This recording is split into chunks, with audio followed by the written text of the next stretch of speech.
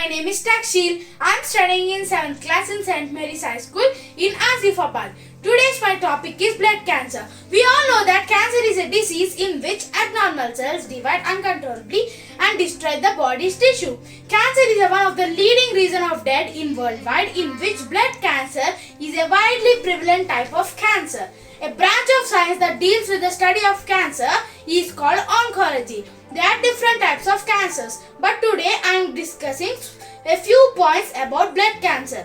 A cancer of blood forming tissues hindering the body's ability to fight infection. There are three types of blood cancers: myeloma, lymphoma and leukemia. The blood cancer is also called leukemia. Most of the cancers are called hematologic cancers. Starts in the bone marrow where blood is produced. The symptoms of blood cancer are weight loss, weakness, bone pain, back pain, abdominal pain, enlargement of lymph nodes. Smoking, exposure to chemicals such as benzene are the main cause of cancer.